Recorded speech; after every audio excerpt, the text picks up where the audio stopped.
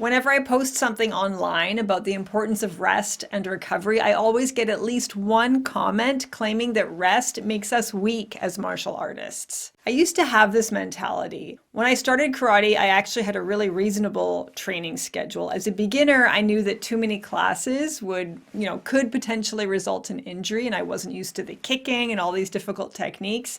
So I started off doing 3 nights a week at the dojo, making sure I had at least one night off in between classes. I also trained at home every day, but not as intensely as in class. So the schedule really worked for me, and I was able to adjust to this and maintain this for quite a while. But then I decided to up the ante. After about 6 months of training just in karate, I started 2 other martial arts at the same dojo, Kobudo and Japanese Jiu-Jitsu. I was still only there 3 nights a week, but now I was doing back-to-back classes. Plus, I was training at home every day. But by this point, I was used to the karate training, so it didn't take me that long to adjust to this new workload. But then I upped the ante again. I joined the tournament team. So this was a tournament every month or two, plus an intense 4-hour training session 1 weekend every month. And it did take me a bit to adjust, but eventually I did get used to this new routine.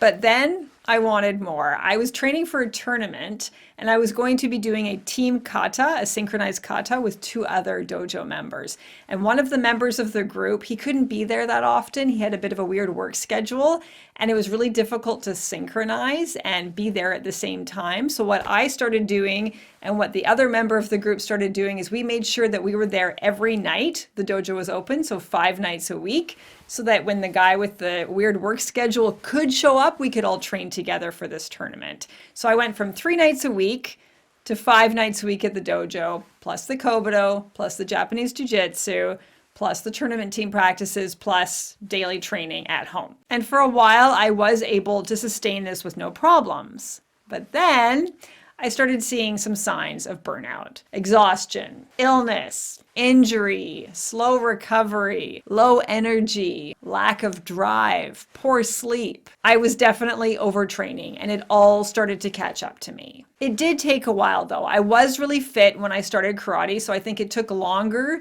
to get to that point of burnout than if I hadn't been used to regular intense training all the time. And every new thing I added, I did give myself time to adjust to it, right? So I didn't get injured along the way. I didn't feel exhausted along the way.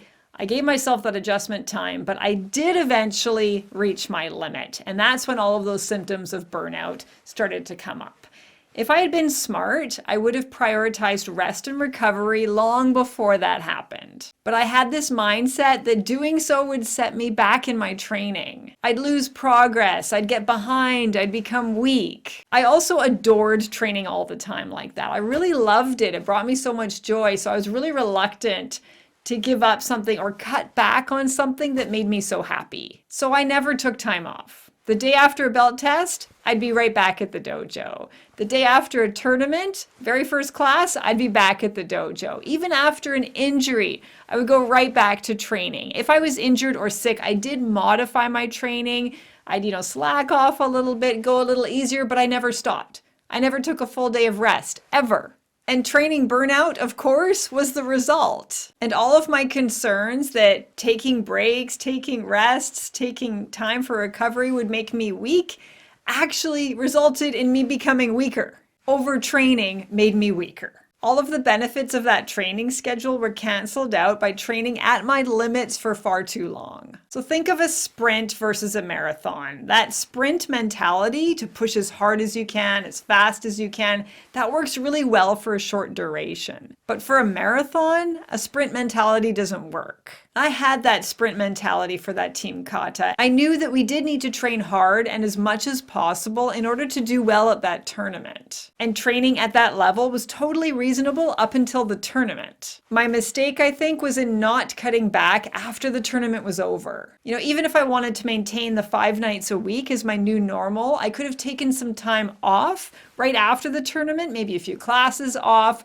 or even cut back to 2 or 3 nights a week just for a couple of weeks until I could have recovered from that tournament. So hard training, then tournament, then recovery. Sprint, recover. That would have been a much smarter and far more sustainable training routine. And that burnout wasn't great, but it did teach me something valuable. I became aware of what my limits actually are so that I don't push myself too hard for too long again. We want to be tough as martial artists. We want to perform well and be good at our art. But the best way to do that is to create a training plan that is sustainable over the long term, not to push ourselves to the point of burnout. We do want those hard sessions to see what we're capable of, and pushing ourselves really hard will help us perform better at belt tests and at tournaments. But rest and recovery need to be part of that plan too. And the combination of all of those, hard training plus sufficient time for rest and recovery, is what allows us to perform well not just for the short term, but for life.